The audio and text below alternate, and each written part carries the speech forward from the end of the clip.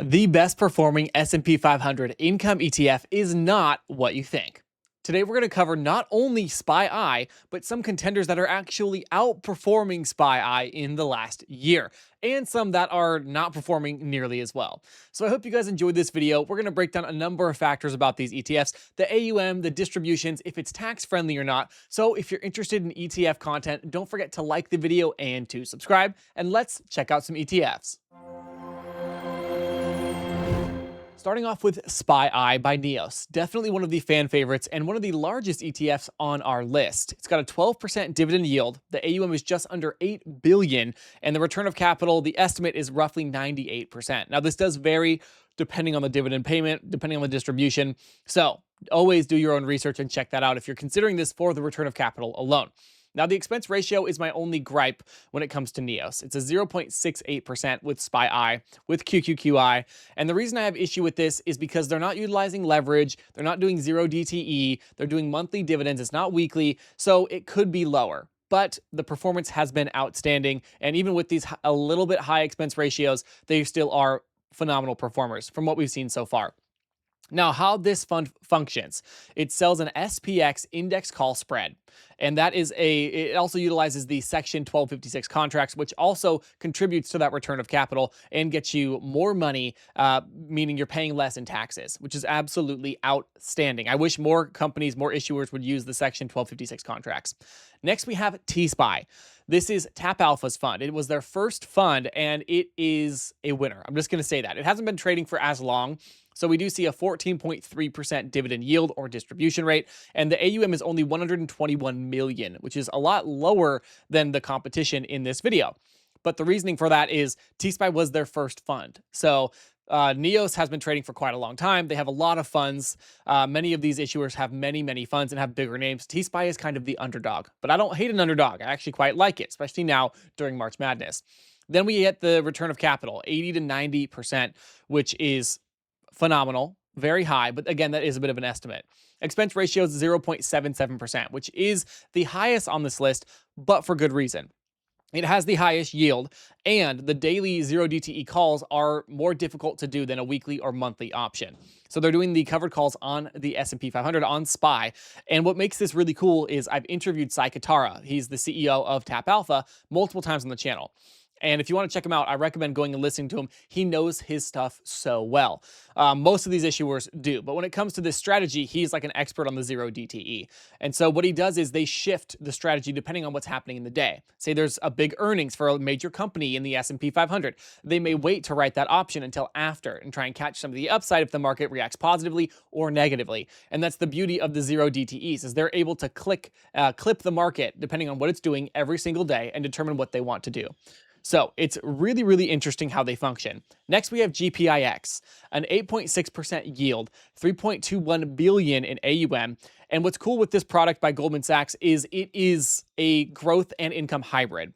So the ROC is roughly 70%, and the expense ratio is the cheapest on this list at 0.29%. So the dynamic overwrite is 25 to 75% using SPX flex options. And what that means is they're going to flex the amount of coverage that they have within the options.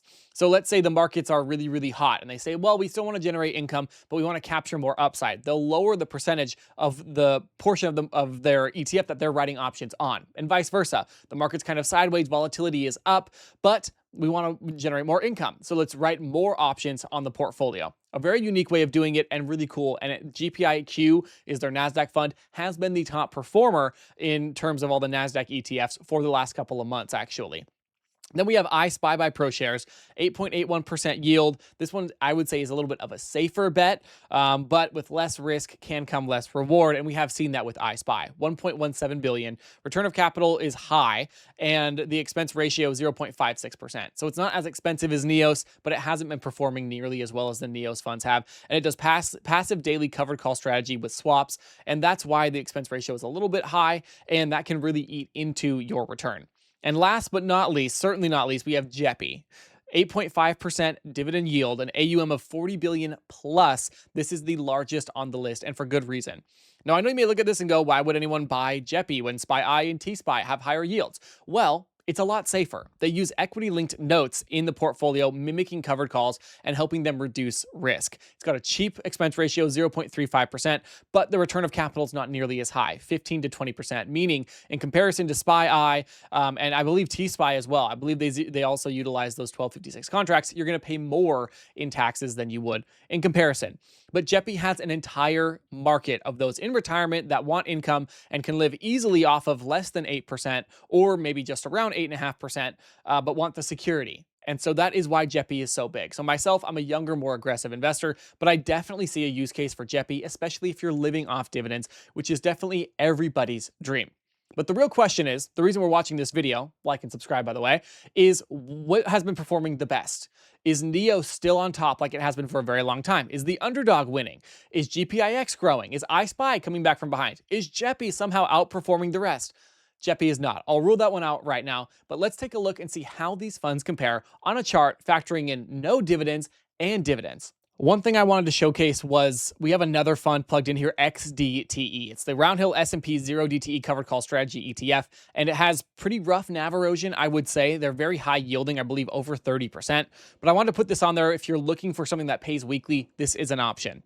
On top of that, TSPY now has TSYX, which is a 1.3x leverage version that does pay weekly. It's phenomenal. The structure is phenomenal, and it's going to capitalize on that no NAV erosion take that Tap Alpha has been kind of honing in on and doing so really well. So again, we have all of our numbers, we have our AUMs, but we want to see the price performance. So like I stated, the NAV erosion with XDTE is pretty bad, but I did want to put it on here as a weekly option in case someone is just dying for weekly dividends. I am not. I'm a total return person, but once we put the dividends factored in, it will definitely change. So growth-wise, we can see GPIX is king, 4.5% in growth over the last year, and this is because of that function they have where they're not utilizing the entire portfolio to write options. It's also why their yield is a lot lower than TSPY and SPYI, which both have been beaten up. So you can argue maybe the timing hasn't been the best for TSPY with the 0 DTEs. JEPI down 2.56% despite those ELNs, but in the short term, it has been doing a little bit better.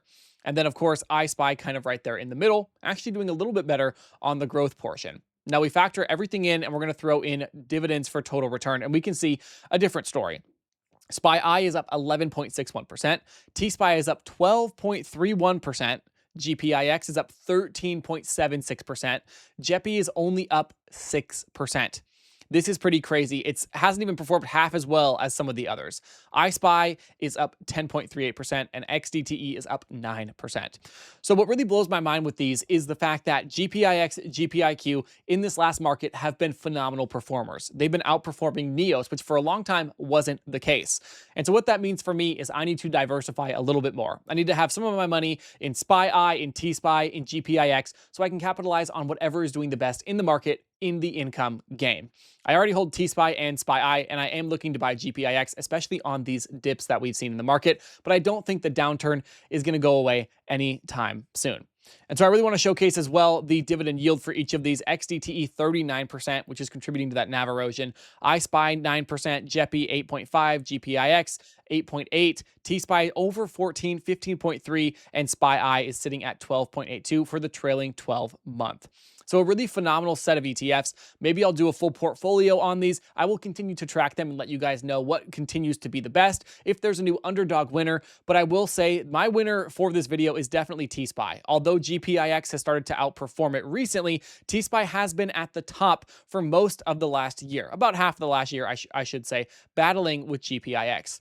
Lots of good information, and I hope you guys did enjoy this video. If you did, don't forget to like and subscribe. And if you're curious about the top NASDAQ ETF, check out that video popping up on your screen right now.